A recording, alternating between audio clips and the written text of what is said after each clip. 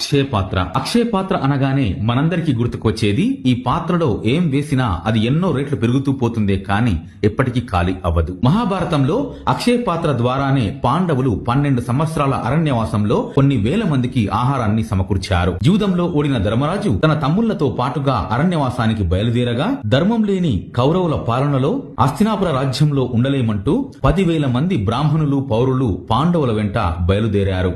ఇంతమందికి ఆహారం సమకూర్చడం ఎలా అని ధర్మరాజు మదన పడుతుండగా శునక మహారాజు, ధర్మరాజా, జీవకోటికి ఆహారం సమకూర్చే ఆ సూర్య భగవానుడిని 108 నామాలతో ఆరాధించండి అని ఉపదేశిస్తాడు.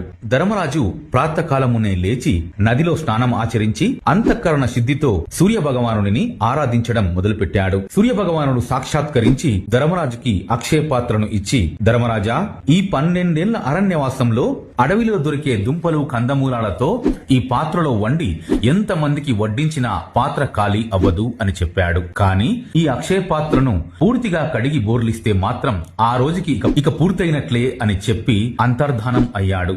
ఆ రోజు నుండి పాండవులతో పాటు అడవికి వెళ్లిన కొన్ని వేల మందికి అక్షయ పాత్ర ఏ లోటు లేకుండా ఆకలి తీర్చింది. ద్వాపరయుగం నాటి అక్షయ పాత్ర మరి ఇప్పుడు ఎక్కడ ఉందో తెలుసుకుందాం. త్రేతాయుగంలో హనుమంతుడు, ద్వాపరయుగంలో భీముడు, వీరిద్దరూ వాయుదేవుడి అంశతో పుట్టినవారు. అదే వాయుదేవుని అంశతో కలియుగంలో పుట్టినవారు మాధ్వాచార్యులు. ఒకరోజు మాధ్వాచార్యులు తన శిష్యులతో కలిసి కురుక్షేత్రం జరిగిన ప్రదేశం అస్థినకు వెళ్లి తన గత జన్మ జ్ఞాపకాలు గుర్తు చేసుకుని, ఈ మట్టి కిందే నా గద ఇప్పటికీ ఉంది, ద్వాపరయుగంలోని భీమసేనుడిని నేనే అని చెప్పాడు. ఆశ్చర్యపోయిన శిష్యులు ఆయన చెప్పేది నిజమేనా అని తవ్వి చూడగా వజ్రాలతో అలంకరింపబడిన 6 అడుగుల బంగారు గద బయటపడింది. మాధ్వాచార్యులు తిరిగి దానిని అక్కడే పాతిపెట్టమని ఆదేశించి అక్కడి నుండి వెళ్లిపోయారు. మాధ్వాచార్యులు 700 సంవత్సరాల క్రితం కర్ణాటకలోని ఊడిపిలో స్వయంగా శ్రీకృష్ణుడి విగ్రహ ప్రతిష్టాపన చేసి అక్షయ పాత్రను దానితో పాటు గరిటెను ఇచ్చి, వీటి ద్వారా అన్నదానం చేస్తే ఎన్ని వేల మంది వచ్చినా వారికి ఆహారం సమకూర్చవచ్చునని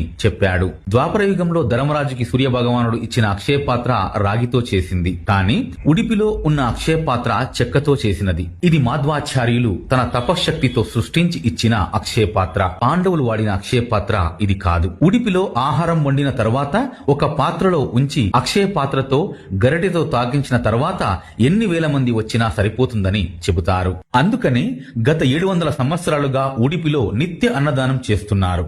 జై శ్రీకృష్ణ అని కామెంట్ చేయండి. మన ఛానల్ ను ఫాలో అవ్వండి.